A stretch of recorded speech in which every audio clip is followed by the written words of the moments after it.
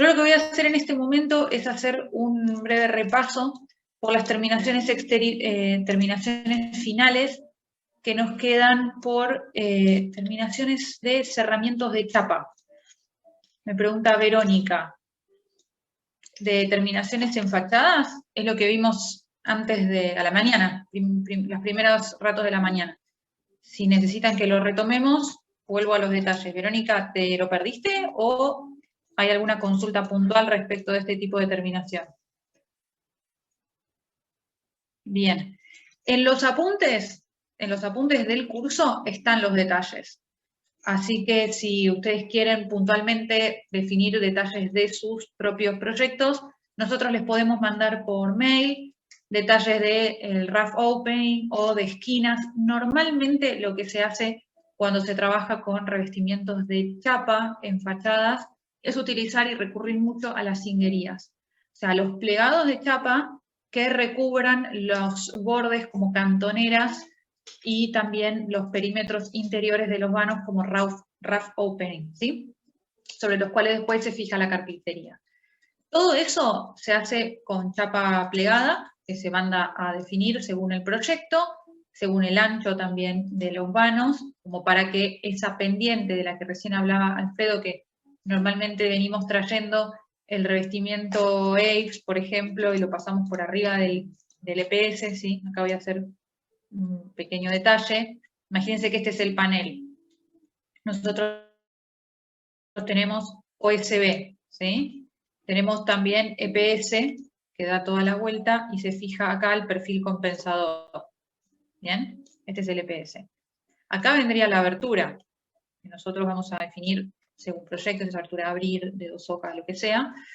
Y o sea, si nosotros acá tenemos unos omegas, perdón, ahí, y tenemos una chapa, bueno, lo que normalmente se hace es recurrir a una chapa plegada, ¿sí? Que tome de esta forma y pase hacia esta parte, como para generar todo el bordecito de las aberturas. ¿Tá? Eso igual se define en la mayoría de los casos por proyectos. Las terminaciones de chapa y de siding. Siding lo mismo.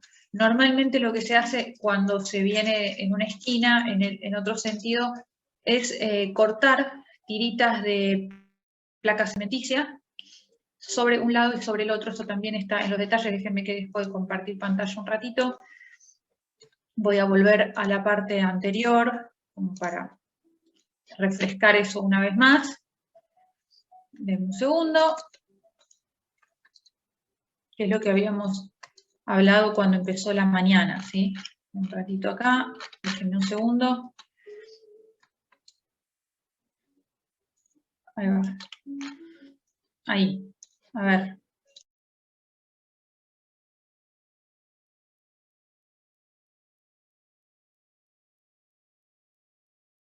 Una terminación de siding, de la que normalmente encontramos en las esquinas, ¿sí?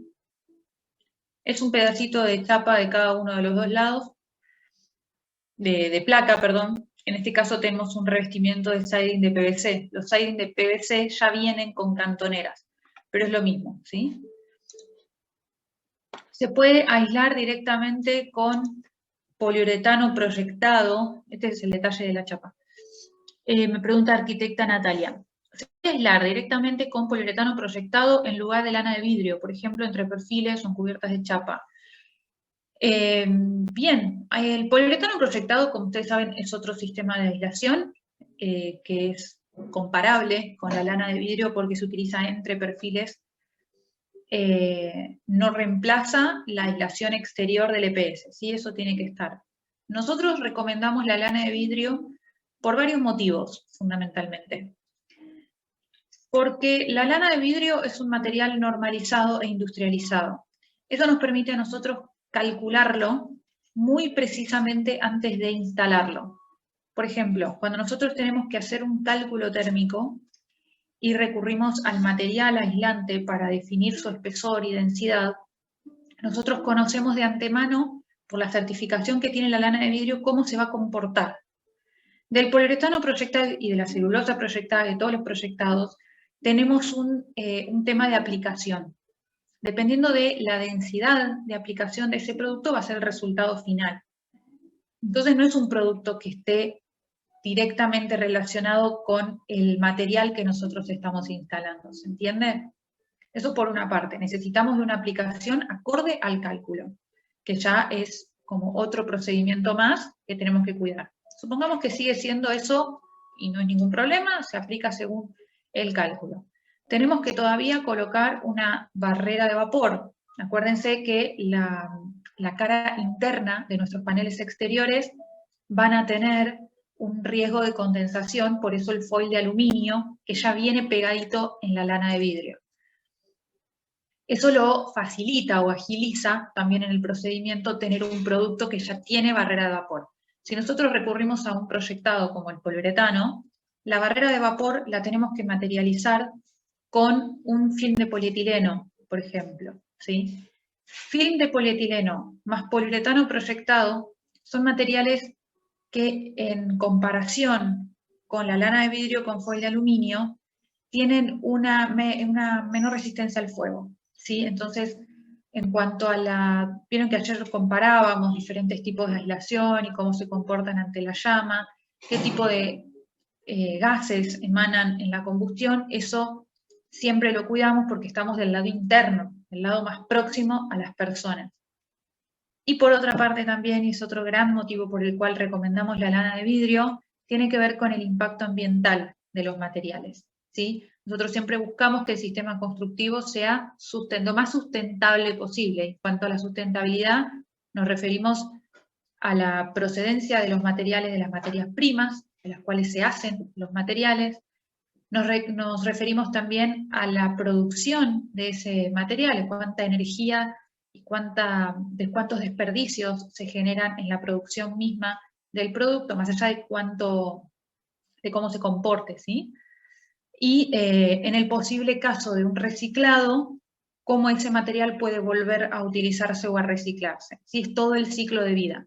En el análisis del ciclo de vida de los productos vamos a ver cómo un material es más sustentable que otro. Saint-Gobain, puntualmente Isover, tiene declaración ambiental de productos, es decir, EPD, se llaman así las declaraciones ambientales de productos, de todos sus materiales, eso ustedes lo pueden ver en la web, para que a la hora de elegir un material no vayamos solamente a buscar un producto que sí se comporte ubicado en la obra de cierta manera, sino entendiendo cuál fue el costo por el cual nosotros hoy tenemos esa aislación, ¿sí?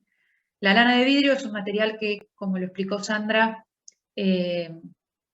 procede del vidrio, ¿sí? Es decir, procede de la arena, es decir, no es un material que tenga una procedencia de un recurso no renovable, entonces es mucho más sustentable comparativamente que los poliuretanos o todos los derivados de los plásticos, ¿sí? Todo eso. Es un montón la explicación, pero a veces es necesario decirlo porque, bueno, a veces en la elección de los componentes de este sistema nosotros decretamos que es lana de vidrio y decimos, bueno, no, hay un montón de alternativas. De hecho, si ustedes se meten a investigar, van a ver que hay aislaciones derivadas de un montón de cosas. Hay aislaciones derivadas de botellas recicladas que hacen como especies de espumas para este uso. Hemos visto en Brasil, de hecho, aislaciones derivadas de tejidos textiles como el denim, el jean, que hacen también unas lanas de color celeste, son rarísimas. Hay un montón de productos que pueden aislar, ¿sí? Los proyectados, la celulosa, un montón.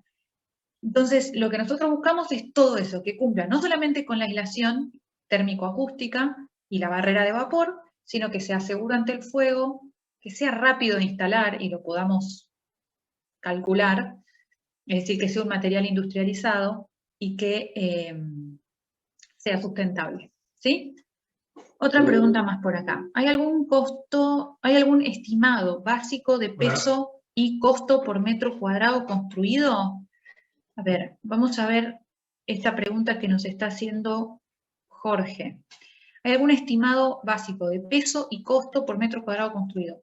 El peso de la estructura por metro cuadrado construido va a tener que ver con el proyecto, ¿sí? No pesa lo mismo en acero, yo les estoy hablando del acero, ¿sí? Después obviamente sumaremos los demás componentes, pero lo que siempre calculamos es cuánto pesa nuestra estructura. Imagínense 100 metros cuadrados en una sola planta, con planta casi libre, un salón de fiestas, ¿sí? Grandes luces, planta libre, 100 metros cuadrados. Eso va a tener un costo y un peso por metro cuadrado.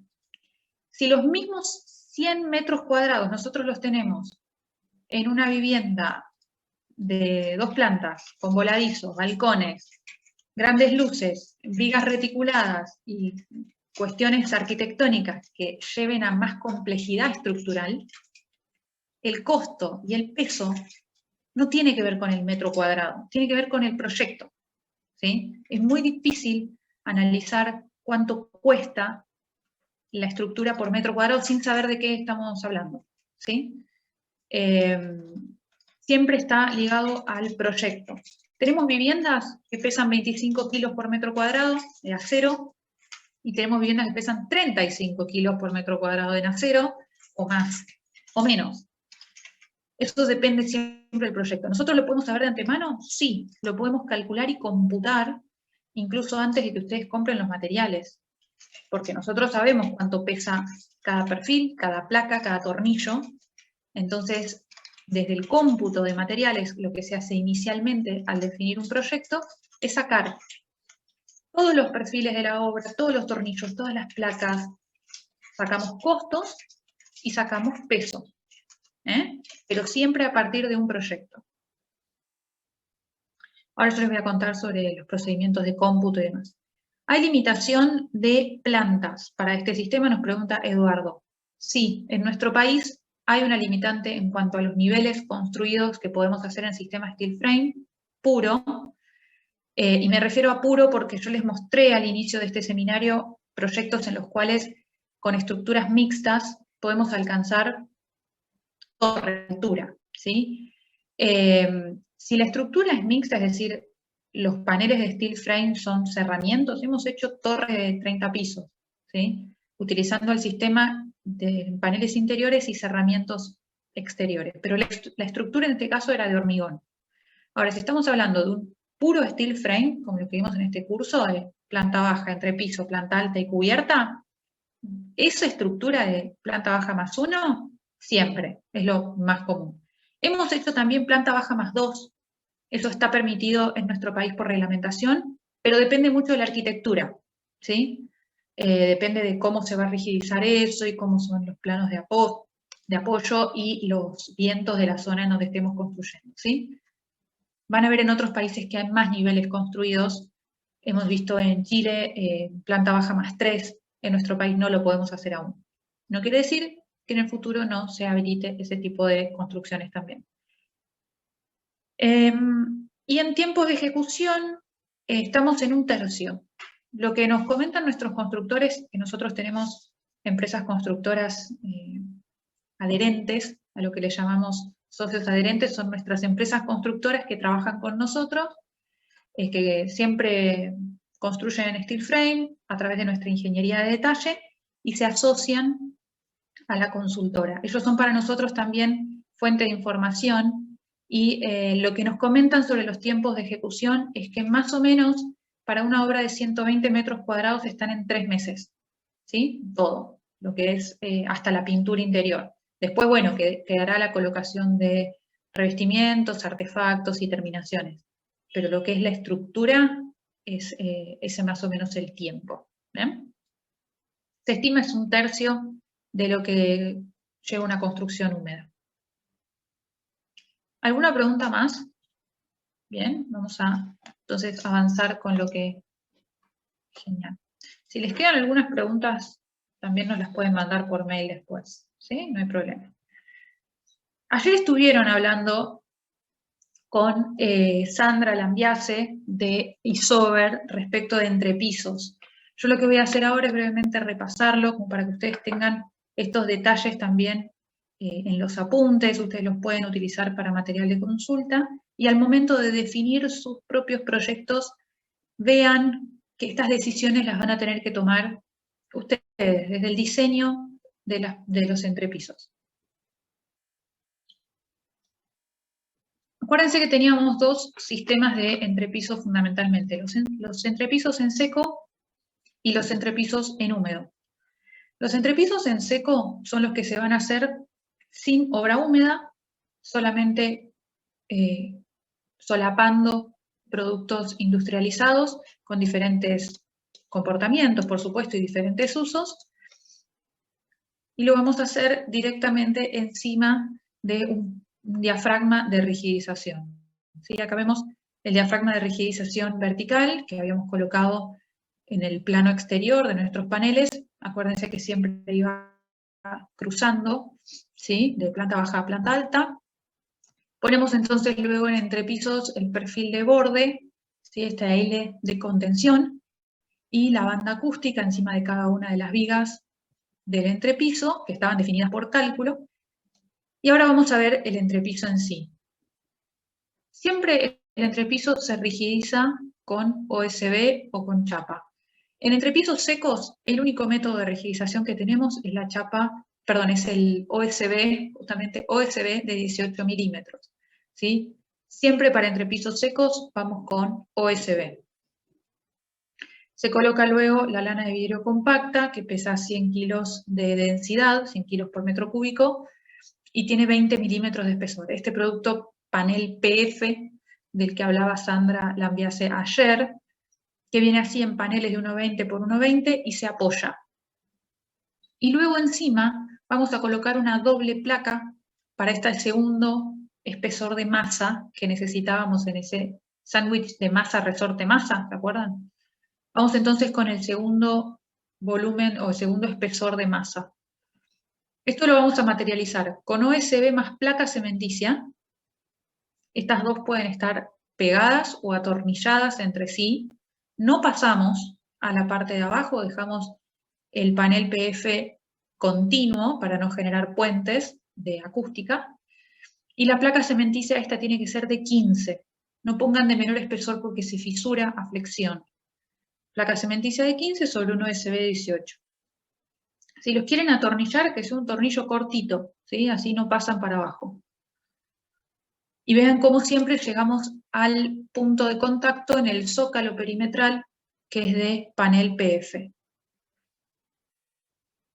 Si quieren también, pueden utilizar doble placa de OSB de 18, también atornilladas entre sí o pegadas, para mantenerlas unidas y siempre intertrabadas entre sí. Si estamos en un panel exterior, encontraremos entonces Rolac plata en los paneles verticales con barrera de vapor, y en el entrepiso vamos a ver el aislante termoacústico, ¿sí? Terminaciones según proyecto, y acá entra un poco la definición. ¿Por qué a veces se utiliza placa cementicia y por qué a veces el doble OSB?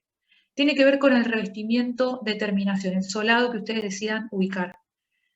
Se recomienda que si el solado de terminación es un piso flotante, es un piso vinílico de PVC de clip, o es algún tipo de piso de terminación que no lleva adhesivo, se puede directamente colocar encima de un doble OSB. Ahora, si ustedes van a terminar con un cerámico, con un porcelanato, o van a pegar una alfombra, y eso lleva pegamento, se recomienda que vaya por encima de la cementicia de 15. ¿Sí? Por eso la diferencia entre una terminación y otra, depende de su decisión de proyecto. Bien, en cuanto a entrepisos secos, siempre tengan en cuenta que el peso por metro cuadrado de entrepiso seco es menor que el entrepiso húmedo. Por tanto, va a aportar menos carga. Y cuando nosotros dimensionemos las vigas del entrepiso, la carga por metro cuadrado que estamos calculando entre entrepiso seco y entrepiso húmedo varía. Por más de que la luz entre apoyos sea la misma, la sobrecarga de uso sea la misma, la composición de peso propio de este entrepiso va a variar. Sí, varía bastante. Un entrepiso seco pesa más o menos 90 kilos por metro cuadrado y eso se calcula de acuerdo a la la cantidad de producto y el espesor de cada uno de estos detalles, ¿no? Esto se calcula y se dimensiona. Por eso las vigas en un entrepiso seco resultan estar menos solicitadas, ¿sí? Por tanto, resultan ser, en general, hay una variable en el espesor y el alma de las vigas de entrepiso. Eso va directamente relacionado con esa decisión de proyecto. Y el costo, ¿no? Claramente. Verónica me pregunta, ¿qué se recomienda para locales húmedos? ¿Y cómo van las instalaciones? Las definiciones de entrepisos no las diferenciamos nosotros entre si tienen locales húmedos o locales tipo una habitación o un pasillo. Las definiciones entre esos va a tener que ver con los revestimientos y las aislaciones hidrófugas que ustedes coloquen. ¿Qué varía? Ahora les voy a mostrar, si quieren, un detalle de instalaciones. Las instalaciones en general se recomienda que sean suspendidas, ¿sí? Tanto en entrepisos secos como en entrepisos húmedos, lo que nosotros recomendamos es que sean por cielo raso suspendido. Si ustedes tienen un local de sanitario, por ejemplo, en esta planta, que desprendan el plano del cielo raso con una estructura suspendida, eso va a quedar una diferencia de altura interior de planta baja, se prevé, ¿sí? Y las cañerías pasan entre los perfiles estructurales y esta instalación de cielo raso suspendido, ¿sí? Eso es lo que se recomienda para facilitar posibles reparaciones y demás. ¿Se puede hacer un local de sanitario en entrepiso seco? Sí, perfectamente. Teniendo en cuenta que no vamos a poder generar pendientes. Donde ustedes necesiten generar pendientes en la terminación de piso, van a tener que recurrir a el entrepiso húmedo, ¿sí? El entrepiso húmedo se utiliza para azoteas transitables, para balcones, para entrepisos interiores donde quieren generar pendientes, porque el proyecto indique pendientes, o donde quieren colocar losas radiantes, ¿sí? Donde ustedes quieren poner una serpentina de piso radiante, eso se tiene que hacer en un entrepiso húmedo, ¿sí? Necesariamente, porque en un entrepiso seco no tenemos masa de hormigón para calefaccionar, ¿sí? Bien, si les interesa algún detalle específico, esto en realidad es de los cursos más avanzados, pero se los puedo mandar por mail, si les interesa algún detalle puntual nos pueden escribir. Y ahora vamos a hablar de entrepisos húmedos, ¿sí? Que ya lo vieron también ayer, pero a mí me interesa siempre repasar un poquito para que surjan estas preguntas también de parte de ustedes. En entrepisos húmedos podemos rigidizar con OSB o con chapa. Los entrepisos en húmedos se pueden rigidizar de estas dos maneras, depende del proyecto, ¿sí?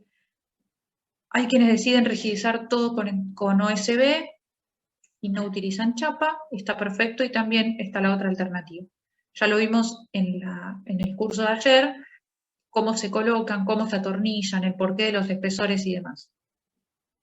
La diferencia, en realidad, va a estar en cómo vamos a lograr esa masa por encima del panel PF. ¿Está bien? Acuérdense que si nosotros teníamos este mismo esquema y nos vamos a un entrepiso en seco, acá aparecería la doble placa. En un entrepiso en húmedo vamos a tener un contrapiso de hormigón. Nada más, esa es la diferencia. Se coloca un foil de polietileno, un film de 200 micrones, un contrapiso con armadura. Este contrapiso puede estar alivianado.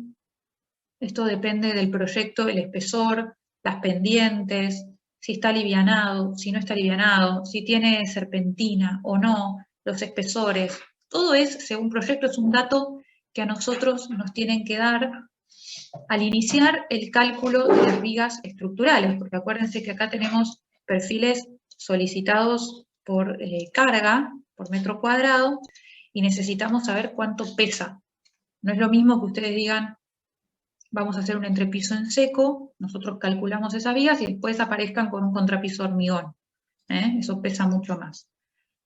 ¿La serpentina se pone con EPS con la forma? Sí, pueden utilizar las planchas de EPS que ya vienen con la forma para instalar la serpentina. o lo pueden instalar como se hace en la construcción húmeda, ¿sí? Dependiendo del sistema de calefacción que ustedes decidan colocar, si es por agua, si es eléctrica, eso hacen las pruebas, eso se instala según instalaciones de calefacción, ¿sí? Lo que sí es necesario tener en cuenta son los espesores y la densidad del contrapiso, porque en un contrapiso donde tenemos calefacción, en general no se aliviana. Es un contrapiso que tiene más masa para que se calefaccione mejor y tenga más inercia en la eficiencia de ese consumo de calefacción, ¿no? ¿Eso reemplaza la aislación de abajo? No, no, el EPS no aísla acústicamente, aísla térmicamente. Le da muchísima más eficiencia si nosotros ponemos EPS, serpentinas y el contrapiso de hormigón, lo que estamos haciendo es que la temperatura vaya hacia el otro lado, ¿sí? Hace mucho más eficiente la calefacción, porque estamos aislando abajo.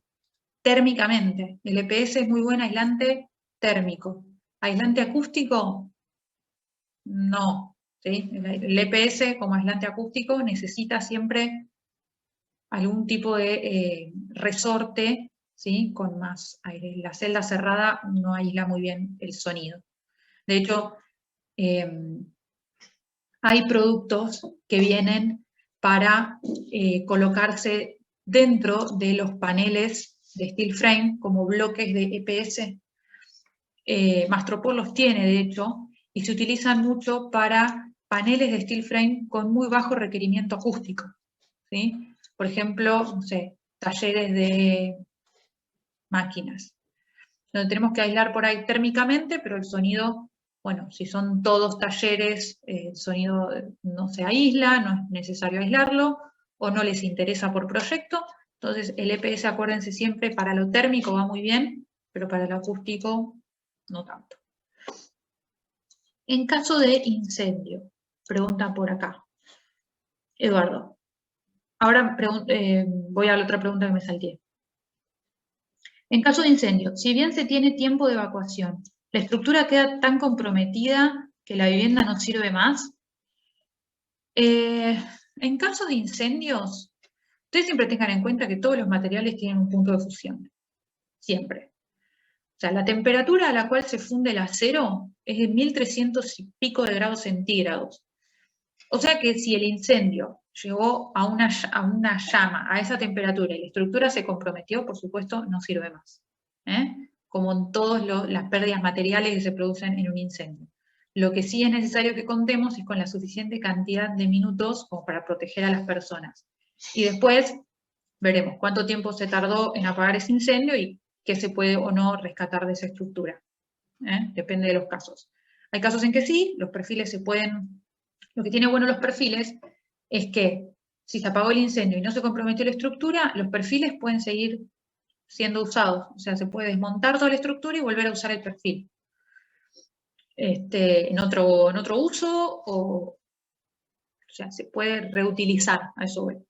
O reciclar directamente. Se recicla y se funde otra vez y se vuelven a hacer elementos derivados del acero. ¿Sí? Y Eddie pregunta, en un baño de planta alta, para atravesar las vigas de entrepiso, ¿se puede perforar un diámetro, por ejemplo, de 110 por tema de habilidad de la estructura? No, no, exactamente. Si nosotros tenemos que hacer una instalación sanitaria en un entrepiso seco o en un entrepiso en húmedo, siempre vamos a tener que conocer de antemano en dónde está la pileta de piso y en dónde está el inodoro. Si nosotros conocemos dónde está la instalación, en ese lugar nunca, jamás vamos a colocar una viga de entrepiso. Vamos a hacer que el entrepiso no coincida con ese punto. Sino, al hacer el pase de instalación, ustedes se van a encontrar ahí con una viga. Esto lo vemos puntualmente en el curso de control de obra, si les interesa más. Pero sí, es necesario conocer en dónde están las instalaciones. Entonces, el entrepiso se acomoda en ese sentido. Y una vez que se bajó con la instalación, ayúdenme con la imaginación porque acá es medio difícil, vamos hacia el panel, ¿sí? Para generar